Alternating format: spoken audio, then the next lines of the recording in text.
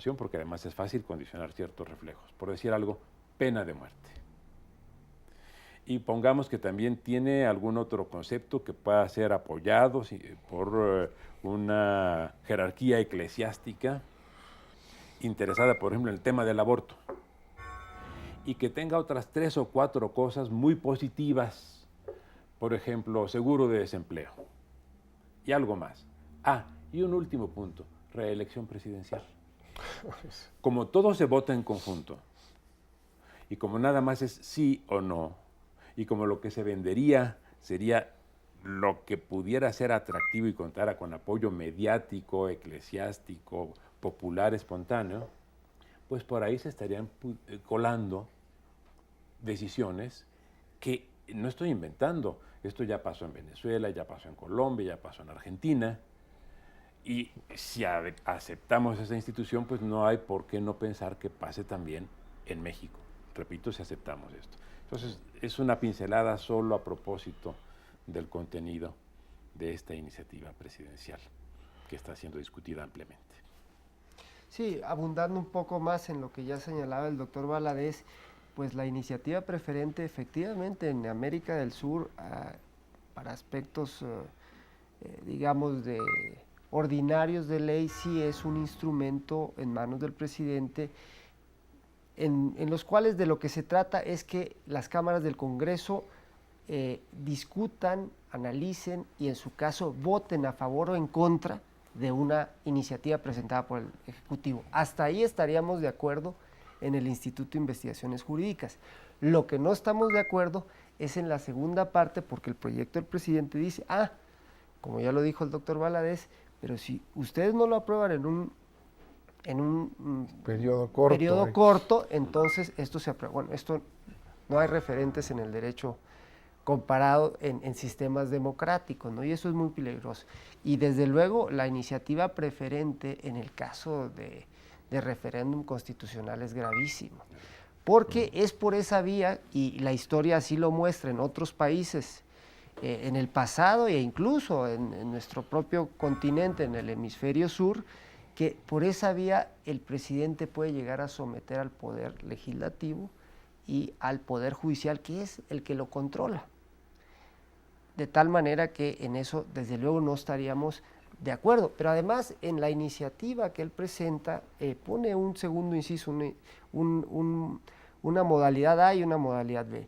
Y en la modalidad B dice, no vamos a consultarle a las legislaturas de los estados, sino directamente al pueblo. Es decir, de un plumazo borra a las legislaturas de los estados que, como todos sabemos, el federalismo es un segundo control del poder y esto es gravísimo, ¿no? Entonces esto desde luego desarticula un principio fundamental que es el federalismo. ¿Qué otros elementos sí para cerrar esta iniciativa? Bueno, la segunda vuelta. La segunda vuelta, por ejemplo, está vinculada con la elección de los integrantes del Congreso. De manera que lo que se pretende con esta segunda vuelta, tal como está diseñada... ¿Qué es explicándole así a la población que la elección sea de segunda vuelta? Bueno, esta idea de segunda vuelta es una idea originaria francesa. Esto surgió en 1793, la primera vez que se planteó la segunda vuelta. ¿Para qué? Para darle legitimidad a los integrantes de los parlamentos, de manera que quienes representaran a la población representaran a la mayoría. ¿Qué pasa con la segunda vuelta? Que hay una primera vuelta, digámosle así, en la que se presentan diferentes partidos, tantos cuantos tengan registro en ese momento, con sus respectivos candidatos a la presidencia, que también pueden ir, por supuesto, digamos, en alianzas, pero pensemos que un número N de partidos se presenta compitiendo por la presidencia de la República. Ninguno tiene más del 51%, ninguno de los candidatos, entonces los dos candidatos más votados se van a la segunda vuelta, a esa segunda vuelta que sería en agosto. ¿Qué pasaría? Que en la primera se habrían presentado una pluralidad de partidos y en la segunda nada más se podrían presentar 2 partidos. De suerte que la primera tiende a fracturar a los partidos, porque además podrían registrarse más de los partidos que hay en este momento, y la segunda tiende a concentrar a los partidos. Pero además es en ese momento en el que se lleva a cabo esa segunda vuelta, cuando también son elegidos los diputados y los senadores. ¿Y qué efecto produciría? El de concentración del electorado en 2 partidos para la presidencia y en 2 partidos para el Congreso. Esto se traduciría en una pérdida de la riqueza del plural de la política mexicana. En este momento hay varios partidos que están en el Congreso que representan diferentes puntos de vista, pero también dentro de cada partido hay diferentes corrientes que a su vez representan puntos de vista con matices y a veces con discrepancias importantes en el interior de los partidos, lo cual contribuye a la vida democrática de los partidos. Así que la iniciativa no solo tiende a centralizar o concentrar el poder en el presidente, sino a concentrar el poder representativo en algunos dirigentes parlamentarios y a concentrar el poder de decisión en algunos dirigentes de partidos. Es un mecanismo absolutamente contrario a los propósitos de una democracia saludable. Vamos a ir a un corte. Otra vez, muchas gracias. ¿Cuál es el riesgo de que el presidente y los gobernadores se vuelvan dictadores de leyes?